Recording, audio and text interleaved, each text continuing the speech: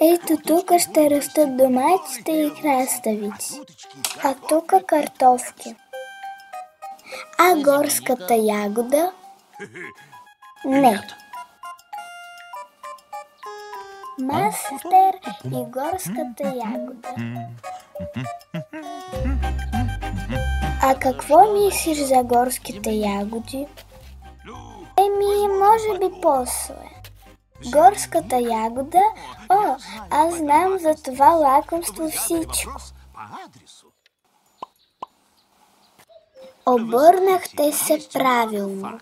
Знаете и как се отглеждат едри и вкусни горски ягоди. Това не изисква огромни усилия. Горската ягода е капризно растение. Но ако проявите надходчивост и новаторство, можете да получите великолепна реколта. Погледнете, приятел, моя любезен, горската ягода. В нейното име е скрита тайна. Тя обича земя. За това какво ви е трябва?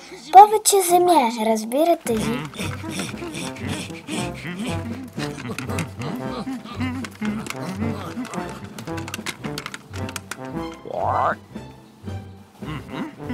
Много добре. А вие знаете ли, аз съм майстор на горските ягоди. Да ме ужи пчела.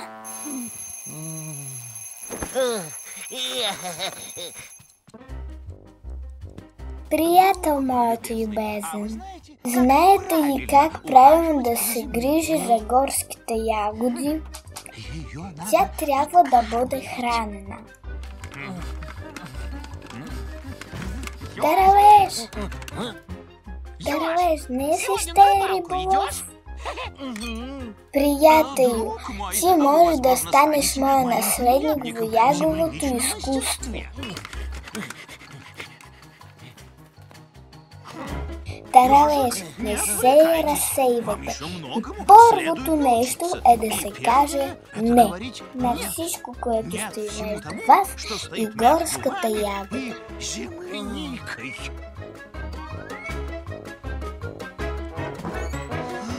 Какво правиш? Събудихте се късно, време е да работите.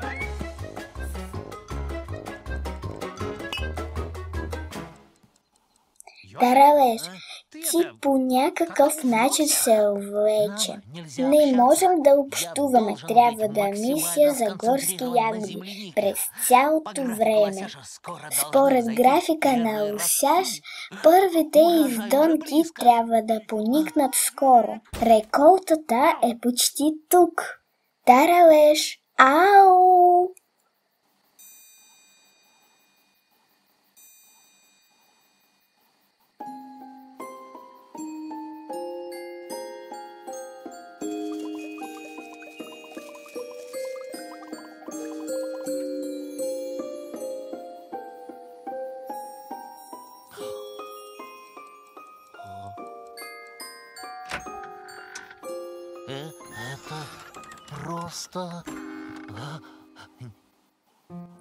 Това е просто невероятно.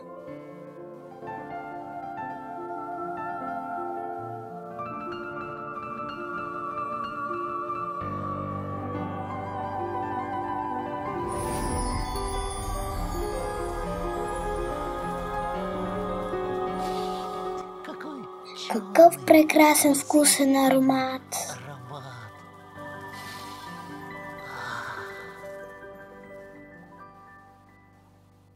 Как може да се направи такова нещо?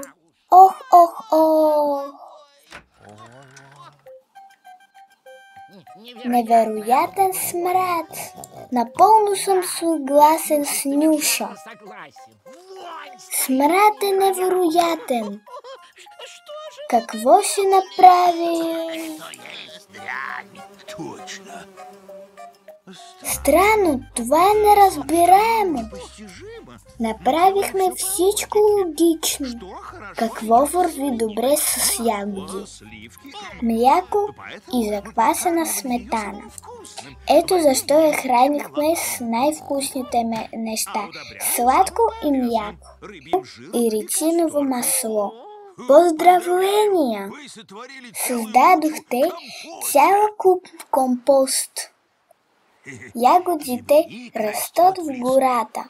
Трябва да знаете местата. И отидете да съберете колкото искате, плантатор.